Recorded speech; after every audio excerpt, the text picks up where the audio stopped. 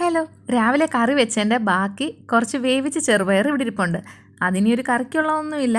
പിന്നെ എന്ത് ചെയ്യുമെന്ന് ആലോചിച്ചപ്പോഴാണ് ഒരു ഐറ്റം ഉണ്ട്, അത് ഉണ്ടാക്കാമെന്ന് വിചാരിച്ചു. കുറച്ച് ശർക്കര വെള്ളത്തിൽ അലിയിച്ചിട്ട് അതൊന്ന് അരിച്ചെടുക്കണം. എന്നിട്ട് ഞാനിവിടെ ചീനച്ചട്ടി എടുത്തേക്കുന്നത്. എന്ത് പാത്രമാണെങ്കിലും ഇച്ചിരി കട്ടിയുള്ളത് നല്ലതായിരിക്കും. എന്നിട്ട് ആ ശർക്കര വെള്ളം തിളപ്പിച്ചിട്ട് അതിനകത്തോട്ട് കുറച്ച് തേങ്ങ ഇട്ട് കൊടുത്തിട്ട് ഈ ചെറുപയർ അതിലിട്ടിട്ട് നന്നായിട്ട് വറ്റുന്ന വരെ ഇളക്കി കൊടുക്കണം. പിന്നെ ശർക്കരയിൽ സാധനങ്ങൾ വറ്റിച്ചെടുക്കുന്നതിന് വിളയിച്ചെടുക്കുക എന്നാണ് നമ്മൾ പറയുന്നത്. അപ്പോൾ ചെറുപയർ ശർക്കരയിൽ വിളയിച്ചെടുത്തിട്ടുണ്ട്. നന്നായിട്ട് ഡ്രൈ ആവണം കേട്ടോ.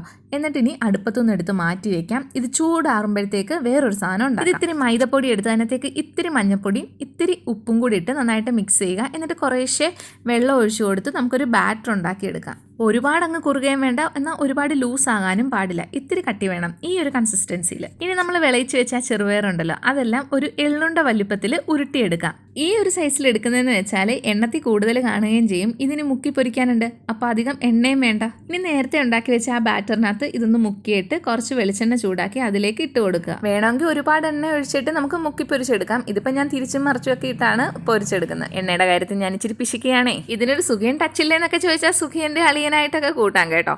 അപ്പോൾ ഇതിൻ്റെ ഇടയ്ക്ക് പാറു വരുന്നുണ്ട്, മിയ വരുന്നുണ്ട്. ഈ എന്തെങ്കിലുമൊക്കെ ഉണ്ടാക്കുമ്പോൾ ഇവർക്ക് ഒരുപാട് ആവശ്യങ്ങളാണല്ലോ. അപ്പോൾ ഇപ്പം പറഞ്ഞേക്കുന്നത് പാലിനകത്ത് ഹോർലിക്സ് ഇട്ട് കൊടുക്കാനാണ്, ബൂസ്റ്റ് ഇട്ട് കൊടുക്കാനാണ്. അപ്പോൾ അത് ചെയ്ത് കൊടുത്തു.